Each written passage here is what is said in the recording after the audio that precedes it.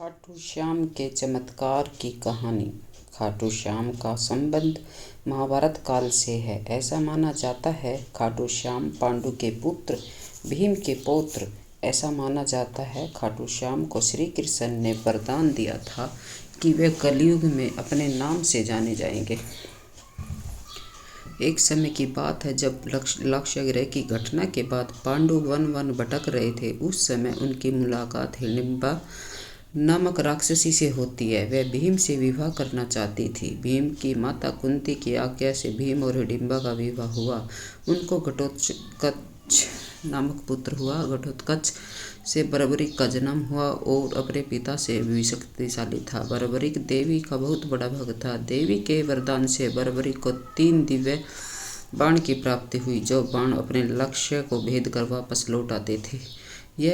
इस वजह से वह अजय हो गया। महाभारत के युद्ध के दौरान बर्बरिक युद्ध देखने के लिए कुरुक्षेत्र जा रहे थे। श्री कृष्ण जानते थे कि अगर बर्बरिक इस युद्ध में शामिल हो गया तो युद्ध का परिणाम पांडवों के विरुद्ध में होगा। बर्बरिक को रोकने के लिए श्री कृष्ण ने ब्राह्मण का रूप लिया और पूछा कि तुम कौन हो और कुरुक्षेत्र क्यों जा रहे हो। श्री कृष्ण को जवाब देते हुए बर्बरिक ने कहा कि वह एक दानी योद्धा है और एक बाण से महाभारत के युद्ध का निर्णय कर सकता है। श्री कृष्ण ने उसकी एक परीक्षा लेनी चाहिए, तो उसके सारे बाण में से पीपल के पेड़ के सारे पत्ते छेद हो गए, लेकिन एक पत्ता श्री कृष्ण के पैर के नीचे था। इस वजह से कृष्ण इस बाण पैर की पर ही ठहर गया। श्री कृष्ण जी समझ गए कि अगर यह योद्धा युद्ध में शामिल हुआ तो परिणाम पांडवों के विरुद्ध में होगा। इसलिए उसे रोकने के लिए श्री कृष्ण ने कहा कि तुम बड़े पराक्रमी हो, मुझे कुछ दान में नहीं दोगे। तब बर्बरिक ने मांगने को कहा तो श्री कृष्ण ने उनका शीश दान में मांगा। तब बर्बरिक समझ गया कि यह कोई ब्राह्मण नहीं है। तब उसने श्री कृष्ण से वास्तविक परिचय देने को कहा। तब श्री कृष्ण ने उनका वास्तविक परिचय दिया तो बर्बरिक खुशी खुशी अपना शीश कृष्ण जी को दान देने का स्वीकार कर लिया। उसके बाद फाल्गुन शुक्ल द्वादशी को अपना शीश श्री कृष्ण को दान दिया। शीश दान करने से पहले बर्बरिक ने युद्ध देखने की इच्छा जताई तो श्री कृष्ण ने उसके कटे हुए सिर को युद्ध अवलोकन के लिए ऊंचे स्थान पर स्थापित कर दिया। युद्ध विजय होने के बाद पांडव विजय का श्रेय लेने के लिए वाद विवाद कर रहे थे। तब श्री कृष्ण ने कहा कि इसका निर्णय बर्बरिक का कटा हुआ शीश करेगा।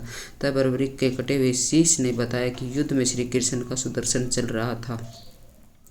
इस वजह से कटे हुए वृक्ष की तरह योद्धा रणभूमि में गिर रहे थे, रूप में युद्धांग कर रही थी। इससे खुशी होकर श्री कृष्ण ने बर्बरिक के कटे हुए शीश को वरदान दिया कि तुम कलयुग में मेरे श्याम नाम से पूजे जाओगे। तुम्हारा स्मरण मात्र से भक्तों का कल्याण होगा।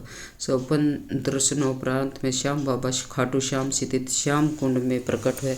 सन 1777 में आज के दिन श्याम बाबा भक्तों की मनोकामना पूर्ण कर रहे हैं। इसका भव्य मंदिर राजस्थान के सीकर जिले में मौजूद है। आप पर भी खाटू श्याम के आशीर्वाद बना रही आशा करते हैं। दोस्तों, हम आशा करते हैं कि आपको हमारी यह खाटू श्याम के चमत्कार की कहानी अच्छी लगी होगी। धन्यवाद। चैनल पे नए आए हो तो चैनल को लाइक शेयर सब्सक्राइब जरूर करें। जय माता दी।